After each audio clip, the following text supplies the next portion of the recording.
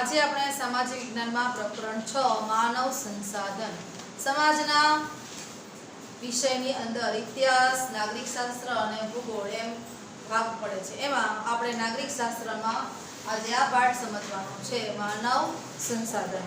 માનવ સંસાધન, સંસાધનનો અર્થ શું થાય? સંસાધન એટલે કે સંપત્તિ। માનવ સંપત્તિ, તમે કુદરતી સંપત્તિ એના વિશેના બધું સમજેલા છો, પણ મનુષ્ય જે કંઈ છે એ પણ દેશનું મહત્વનું સંસાધન છે। દેશનો નાગરિક જે કંઈ છે એ દેશનું મહત્વનું સંસાધન કહી શકાય।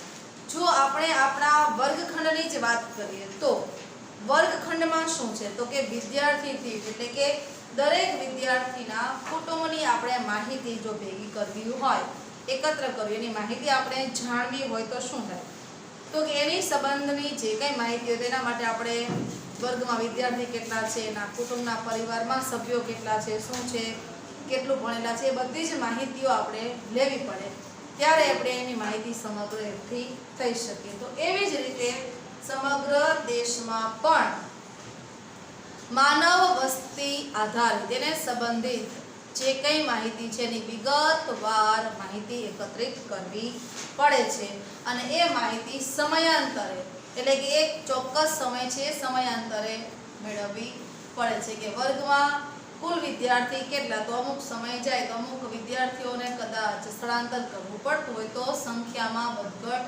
થતી હોય છે। તો એવી જ રીતે દેશની વસ્તીની અંદર પણ અમુક ચોક્કસ નિશ્ચિત સમય બાદ એમાં વધારો ઘટાડો થયા કરતો હોય છે, એટલે કે ચોક્કસ નિયત સમયાંતરે આપણે એની માહિતી એકઠી કરવી પડે છે। આપણે એના માટે આગળ જાણીએ તો સૌથી પહેલા તો સમજીએ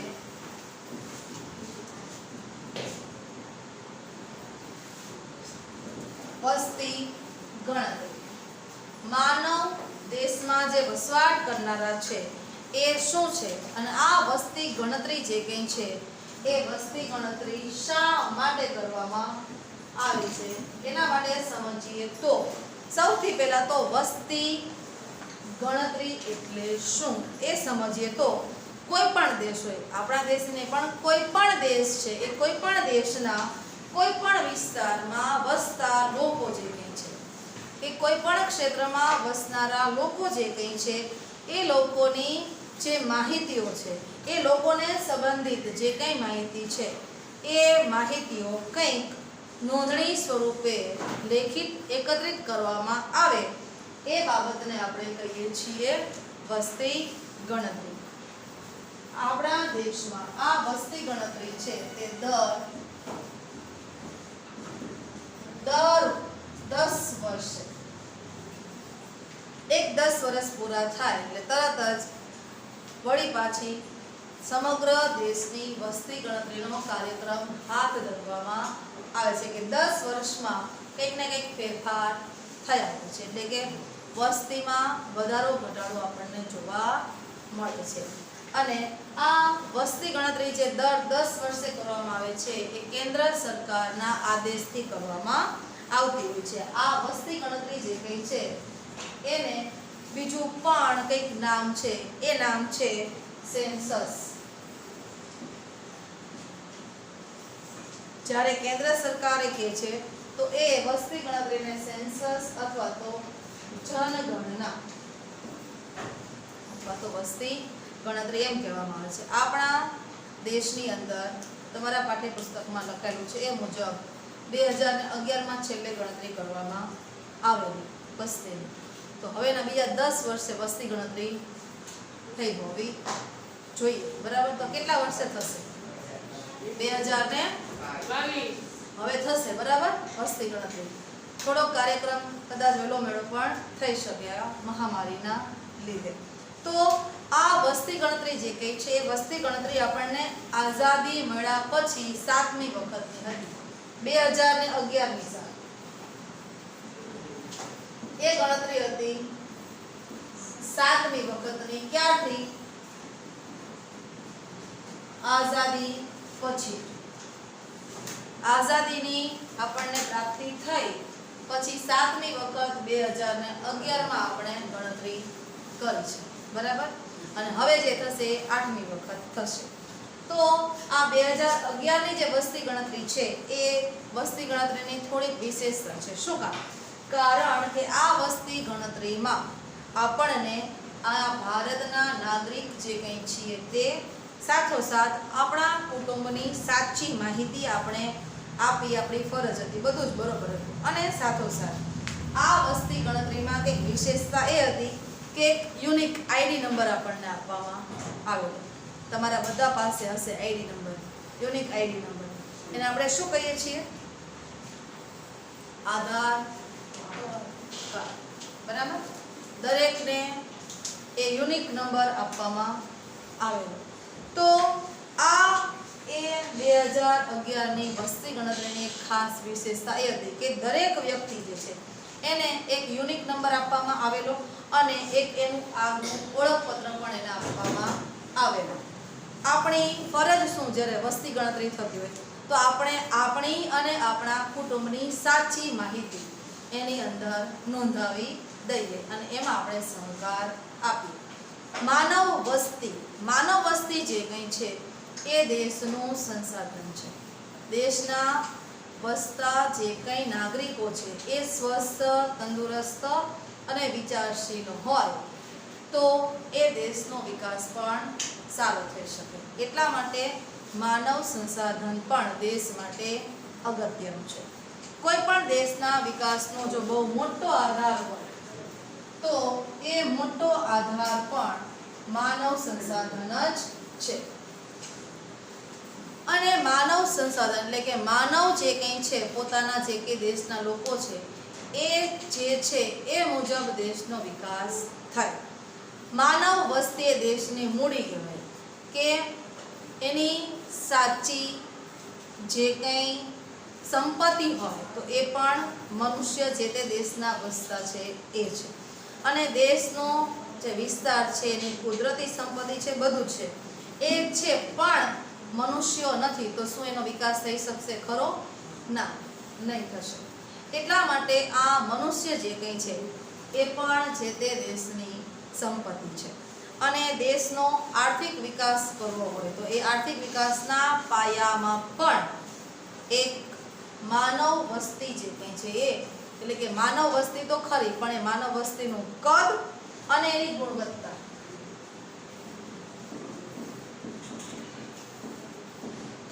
માનવ સંખ્યા વધારે હોય જે તે દેશમાં પણ એ મનુષ્યો જે એ દેશના જે છે એ લોકો કંઈ વધારે વિચારશીલ ન હોય, કંઈ નવું કરી ન શકતા હોય તો એ ગુણવત્તા સભર કહેવાશે નહીં. એટલે જે તે દેશના આર્થિક વિકાસનો પાયો એ દેશની વસ્તી કેટલી છે તે એના કદ ઉપર અને સાથોસાથ એની ગુણવત્તા એ નાગરિકોની કેવી છે, એ કેટલા વિચારક્ષમ, ક્રિયાશીલ અને પોતાના કાર્યને કેવી રીતે સફળ કરાવી શકે છે એ ગુણવત્તાના આધારે દેશનો વિકાસ જે કંઈ છે એનો પાયો એના આધારે ટકેલો છે. અને દેશના લોકોનું આરોગ્ય હોય, એનું શિક્ષણ હોય, તેમજ એની કાર્યકુશળતા, કોઈ પણ બાબત હોય, દેશના નાગરિકો જે કંઈ છે એ નાગરિકો એ પોતાની મહેચ્છાઓ સંતોષવા માટે કોઈ પણ ક્ષેત્રમાં ઉત્પાદકતાનો જો વધારો કરી શકે તો દેશનો વિકાસ થાય, નહીંતર વિકાસ થઈ શકતો જ નથી. અને આપણા દેશની જે માનવ વસ્તી છે એની ગુણવત્તા જાળવવા માટે અને દેશનું આર્થિક આયોજન ખૂબ સારી રીતે થઈ શકે એ માટે આપણી વસ્તી ગણતરી કરવામાં આવે છે. એમાં બધી જ માહિતી હોય, ઘરમાં કયા કયા ભૌતિક સુખ સાધનો છે, કેટલા વ્યક્તિ બીમાર છે, શું છે, કોઈને કઈ રોગ છે, આ બધી જ બાબતો, કેટલું ભણેલા છે, કેટલી સરકારી નોકરીઓ છે, કયા ક્ષેત્રમાં છે, તો એના આધારે દેશનો વિકાસ કેટલો થયો છે એની માહિતી ચોક્કસ રીતે મળી શકે છે. અને એના માટે જ આ વસ્તી ગણતરી કરવામાં આવે છે. દેશનો જે વિકાસલક્ષી કાર્યક્રમ છે, વિકાસ કરવા માટે અહીંયા એક અમુક યોજનાઓ સરકાર અમલમાં મૂકે કે લાગે કે ભાઈ આ ક્ષેત્રમાં વિકાસ ઓછો છે તો એ ક્ષેત્રની યોજનાઓમાં વધારો કરે છે.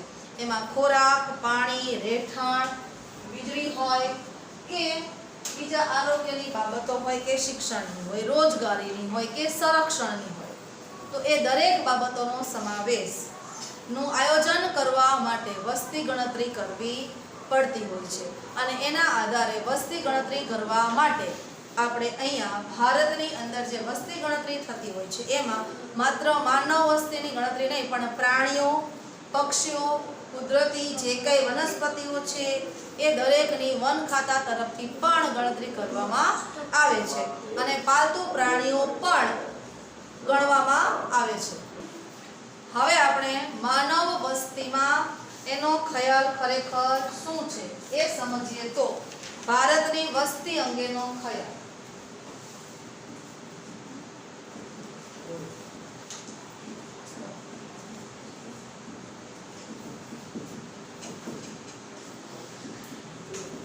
તો એમાં જોઈએ તો તમને જે ચિત્ર આપેલું છે ચિત્ર આધારે ભારતનો જે કુલ ભૂમિ વિસ્તાર છે 32,87,263 ચોરસ કિલોમીટરનો જે વિસ્તાર છે એ દુનિયાના કુલ વિસ્તાર પૈકી ફક્ત 2.42% જેટલો છે અને આ ભારત દેશ જે છે એ વિસ્તારની દ્રષ્ટિએ વિશ્વમાં 7મા ક્રમે છે અને આપણી જે કુલ વસ્તી છે ભારતની કુલ વસ્તી અને દુનિયાની વસ્તીમાં તો દુનિયાની કુલ વસ્તીના આધારે 16% જેટલી વસ્તી અથવા એનાથી પણ વધારે લોકો આપણા ભારત દેશમાં રહે છે. વસ્તીમાં ભારત દેશ ચીન પછી બીજા ક્રમે એટલે વિશ્વમાં વસ્તીમાં બીજા ક્રમે છે અને જો ભારત દેશની વસ્તી વધતી જશે તો અગાઉના થોડાક વર્ષોમાં વસ્તીમાં પણ ભારત પ્રથમ ક્રમે આવી જશે. જો વસ્તી વધારો એ પણ બહુ ગંભીર અને મોટી સમસ્યા છે કારણ કે જેમ જેમ વસ્તી વધશે એમ એની જરૂરિયાતો સંતોષવા માટે પણ કંઈક નવા આયોજનો દેશને કરવા પડશે જે બહુ મહત્વની ગંભીર સમસ્યા બની શકશે. આપણે અગાઉ વાત કરી કે ગુણવત્તા સભર જે વસ્તી છે એ જ સાચું માનવ સંસાધન છે અને માનવ સંસાધનનું મૂલ્ય એની માણસની બુદ્ધિ ક્ષમતા તેમજ એની સાક્ષરતા એ કેટલું ભણેલો છે અને કેટલી શિક્ષણ પ્રત્યે કેટલીની જાગૃતતા છે કેટલું એને જ્ઞાન છે એ આ બાબત ઉપર નિર્ભર છે અને દેશના વિકાસમાં પ્રતિભા સંપન્ન નાગરિકો જેમ કે ડૉક્ટર હોય, એન્જિનિયર હોય, કેળવણીકાર એટલે કે શિક્ષકો હોય અને એન્જિનિયર, રમતવીરો કોઈ પણ ક્ષેત્રના હોય, ઉદ્યોગપતિઓ હોય, વેપારીઓ હોય કે ખેડૂતો હોય, આ દરેકે દરેક અને નાના કામદારો છે તે પણ માનવ શક્તિમાં જ સમાવિષ્ટ છે અને સમજદાર નાગરિક. હા, આપણું યુવાધન અને બાળકો જે કંઈ છે એ પણ આપણી માનવ સંપત્તિ છે. એ બાળકો અત્યારે તો રમતા હોય તો એ કંઈ માનવ સંસાધન નથી એવું નથી. તો ત્યારબાદ આપણે સમજીએ વસ્તી વૃદ્ધિ.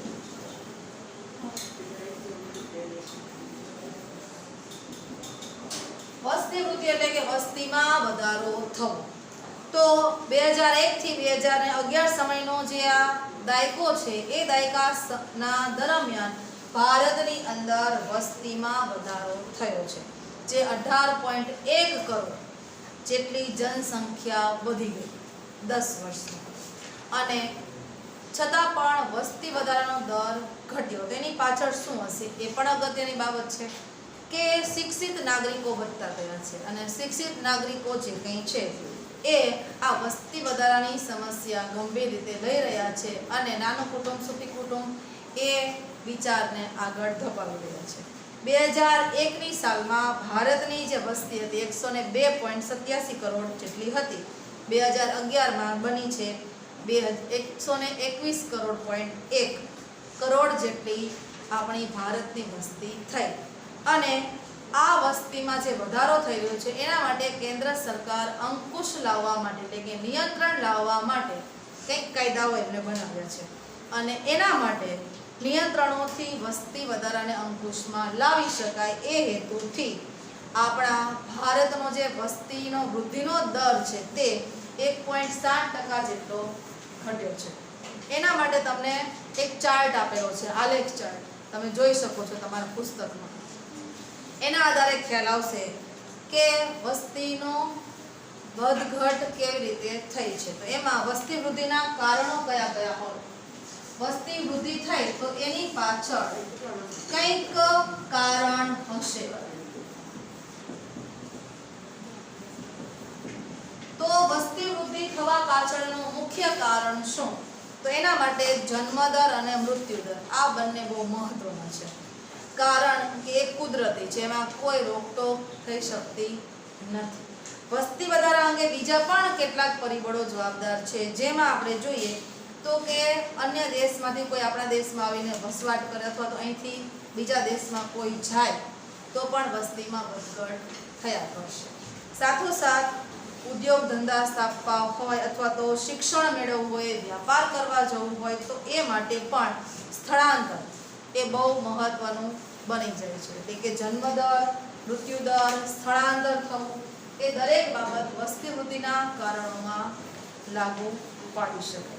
ભારતની અંદર છેલ્લી 2 સદી દરમિયાન એવું બન્યું છે વસ્તી વધારાનો દર ઊંચો ગયો, એટલે કે વસ્તીમાં વધારો થયો, પણ વસ્તી વધારાનો દર થોડોક નીચો હતો. વસ્તી વૃદ્ધિ દર ગયો ઊંચો, પણ દર જે વધારો થવો જોઈએ સંખ્યાનો એમાં ફરક છે.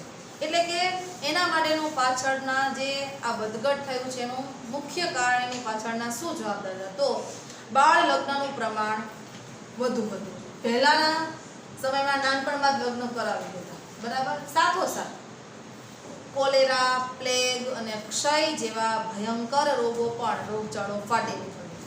એના કારણસર એ રોગોનું હજી નિયંત્રણમાં લાવી શકાય એ સમયની શોધખોળ નહોતી. જેમ અત્યારે આપણે હાલ કોરોનાની મહામારીમાં છીએ તો પણ એ આપણા દેશની વૃદ્ધિ જે કંઈ છે વસ્તી વૃદ્ધિ એને અસર કરશે. તો એ સમયે પણ આવા રોગો નીકળ્યા હતા, જેના કારણસર આ વસ્તી વૃદ્ધિના દરને અસર કરતા. અને બીજું હતું દુષ્કાળ થવો, ઉપરાંત ભૂખમરો થાય, એના કારણે મૃત્યુ થાય, તબીબી સારવાર, દવાઓ બધું પૂરતું ન મળે એ કારણથી પણ, અને રસ્તાઓનું વાહનોનું પરિવહન પણ એટલું ઝડપી નહોતું કે ટૂંકા સમયમાં એ દર્દીને આપણે સારવાર કેન્દ્ર સુધી ઝડપથી પહોંચાડી શકીએ. એના કારણે વસ્તી વધારો જે થયો તે દેખાતો નહોતો. આજે પરિસ્થિતિમાં થોડોક બદલાવ થયો છે, કારણ કે મોટા ભાગ જે કંઈ છે એને બધાને પોષક આહાર મળી રહેવી વ્યવસ્થા થઈ રહી છે. રોગોનું પ્રમાણ ધીમે ધીમે ઘટતું ગયું. ચેપી રોગો હોય એને દવાથી નિયંત્રણમાં લાવી શકાય છે, એ હાલની પરિસ્થિતિમાં થઈ રહ્યું છે. સારા રસ્તાઓ બની ગયા, ઝડપી પરિવહન થવા લાગ્યા અને સંદેશા વ્યવહારની તાત્કાલિક સુવિધાઓ થવા માંડી છે. એક ફોન કરો અને તરત એ સુવિધા આપણા સુધી પહોંચી જાય. બીમાર વ્યક્તિ માટે તરત 108માં ફોન લગાડો, તરત આપણા સુધી પહોંચી જાય અને એ સારવાર એને મળી જતી હોય છે.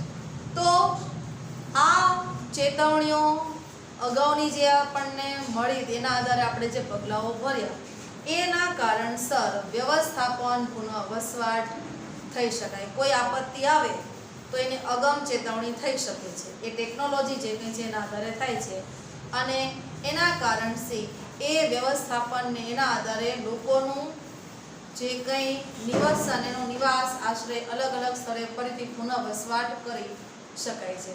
એ કારણસર પણ આજે આ વસ્તી વૃદ્ધિને અસર કરતા પરિબળોમાં એ મહત્વનો ભાગ ભજવી રહ્યો છે.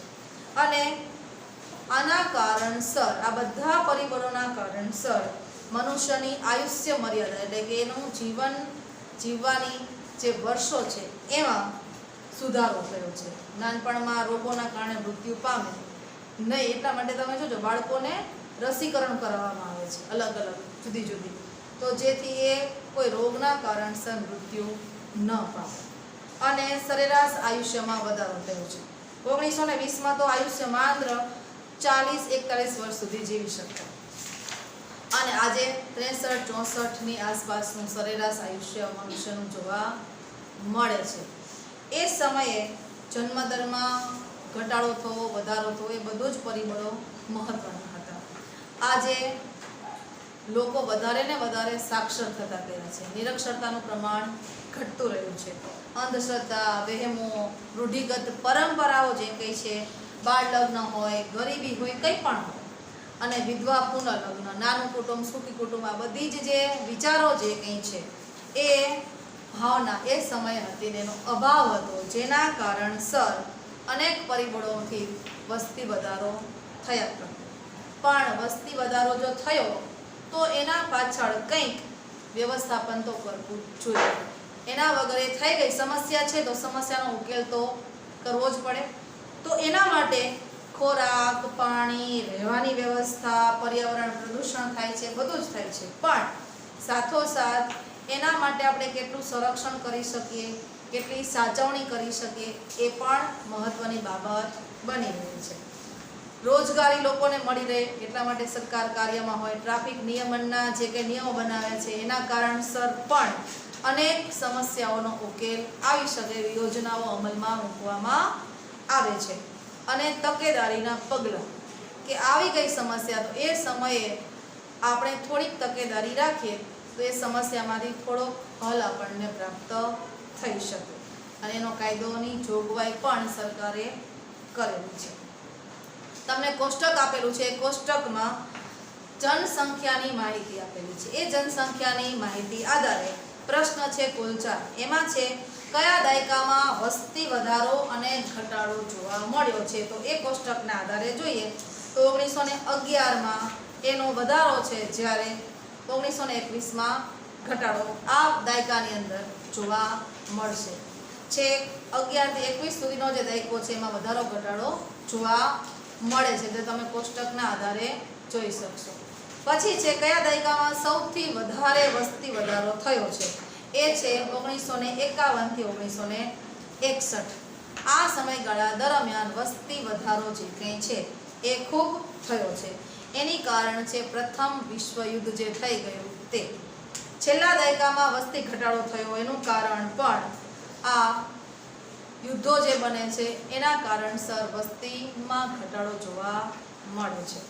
અને એમાં જો સુધારો થાય તો એના પાછળ સાક્ષરતા, અમુક યોજનાઓ અમલમાં મૂકવા આવે તો એના કારણથી આ સમસ્યાના ઉકેલ આવી શકે છે. વસ્તી ગીચતા એટલે શું એ સમજીએ તો